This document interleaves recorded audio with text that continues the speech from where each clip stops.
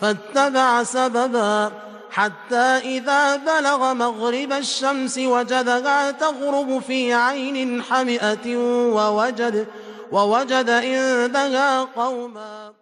بسم الله الرحمن الرحيم وصلى الله على سيدنا محمد وعلى آله وصحبه وسلم.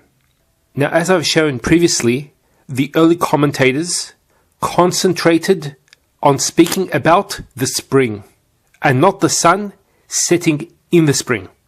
Actually, they don't mention this. So you can examine those tafsirs and find out for yourself. Now, what I want to speak about in this lesson is regarding the nature of the spring, which is what actually the commentators in the past spoke about. They mentioned two different qualities of this spring, which were that it was black or dark, and the other one, hot. Both of those descriptions for the spring have to do with the different recitations that have reached us from Rasulullah sallallahu alayhi wasallam in an unbroken chain.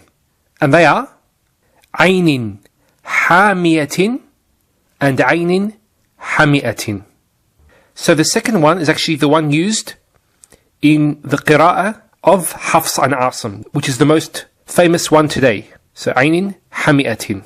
We also have Aynin Hamiyah. Allah intended both of these meanings in the ayah.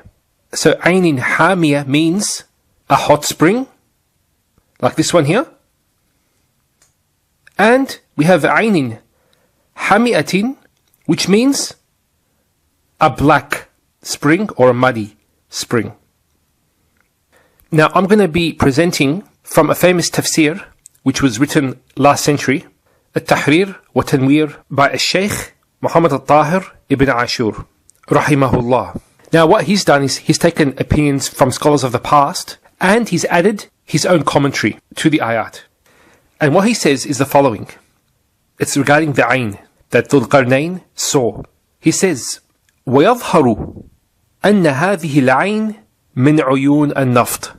And it's apparent, so it's quite apparent to him that this spring is from the springs of a naft. A naft actually is petroleum, or in America they call it oil. The spring, al-waqi'atu ala sahili bahr al-khazr.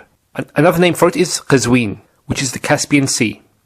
So he's saying that it's apparent that it's from the springs of petroleum, the one that is present on the shores of the Caspian Sea. Haythu Madinatu Baku.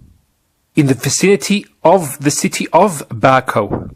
In English it's Baku, B-A-K-U. And it says here, وَفِيهَا مَنَابِعَ النَّفْطِ الْآن. In it now are oil wells. وَلَمْ يَكُنْ مَعْرُوفًا يَوْمَئِذٍ. And this was not known in the time of Dhul Qarnain.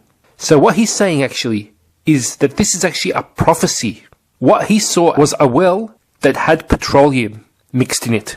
And this was giving the blackness of the ayn. What happens actually naturally, there's actually a phenomenon known as a petroleum seep. And this explains how petroleum can come to the surface naturally. And it says here, petroleum seeps are quite common in many areas of the world. And that's obviously the ones that are rich in oil.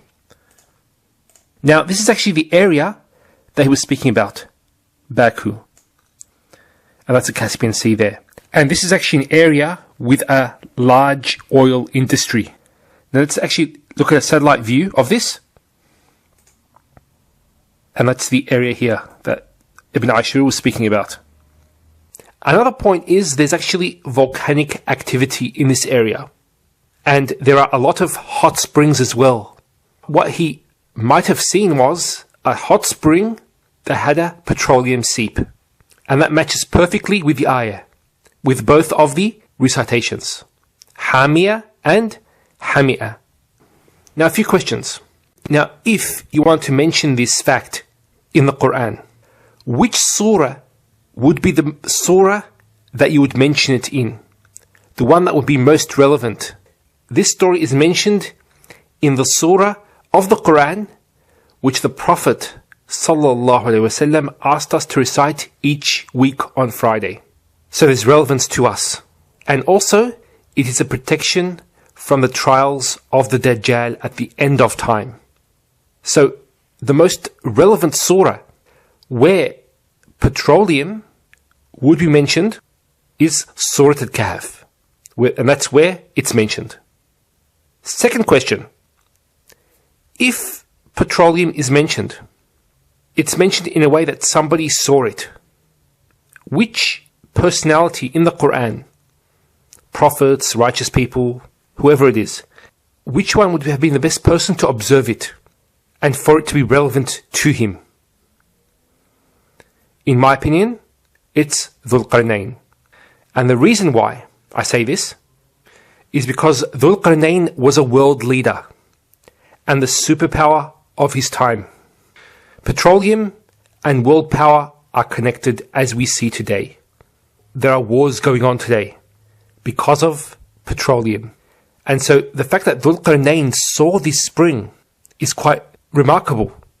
He saw something which was going to become the product or the thing that is most sought after in order to become a superpower.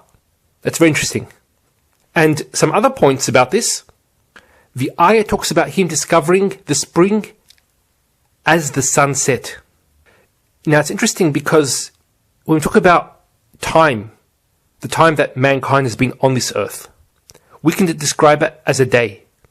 Now, sunset actually is a metaphor for the end of time. And it's very interesting that he actually saw this spring at that point. And at the end of the day, we say Allahu Alam, but it is quite remarkable, all those connections. وصلى الله على سيدنا محمد وعلى آله وصحبه وسلم والحمد لله رب العالمين.